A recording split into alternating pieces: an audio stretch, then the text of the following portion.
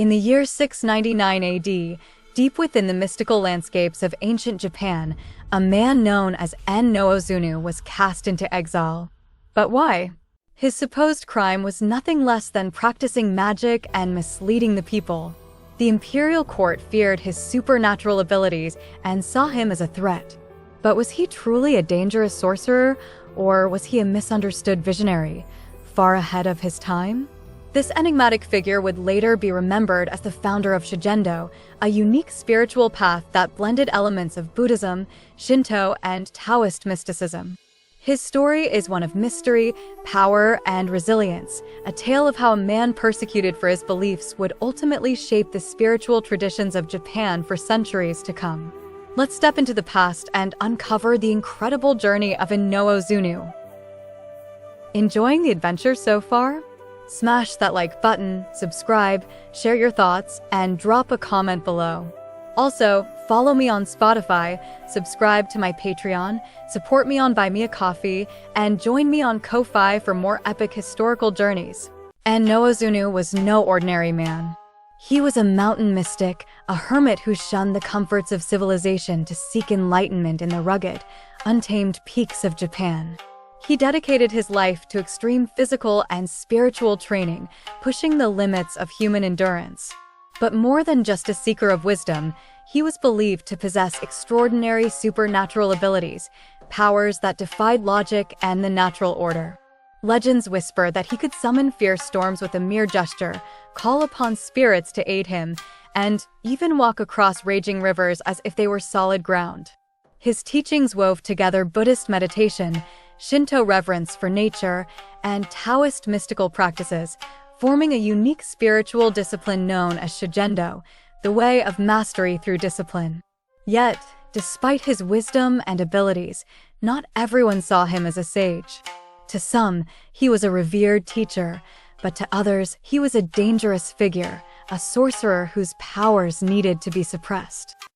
In the eyes of the imperial court, En-no Ozunu was not a holy man, but a menace. In 699 AD, he was formally accused of practicing forbidden magic, deceiving the people, and challenging the established religious order. Some say it was the powerful Buddhist clergy who turned against him, fearing his growing influence over the masses. Others believe it was the government itself, wary of his teachings that empowered individuals outside their control. Whatever the true cause, the verdict was clear: he was to be banished from the land. The court sentenced him to exile on Izu Ōshima, a remote volcanic island known for its treacherous terrain, smoldering landscapes, and violent eruptions. It was a place of isolation, meant to silence him forever. But exile did not break En-no Ozunu. If anything, it only strengthened his legend. His spiritual journey was far from over, and his teachings would soon take on a life of their own. Despite his banishment, En-no Ozunu's wisdom and practices did not fade into obscurity. In fact, they thrived.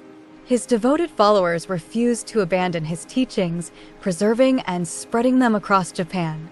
From deep meditation and rigorous fasting to extreme endurance rituals, such as walking across burning embers, standing beneath freezing waterfalls, and surviving alone in the wilderness, his spiritual path evolved into Shugendō, a system that pushed both body and soul to their limits in the pursuit of enlightenment. Those who followed this path became known as Yamabushi, mountain warriors, men who wielded not only spiritual insight, but also physical prowess. These ascetic monks played a crucial role in shaping Japan's religious traditions, warrior culture, and even martial arts. Shugendō blended faith and discipline, forging a powerful connection between humans and nature.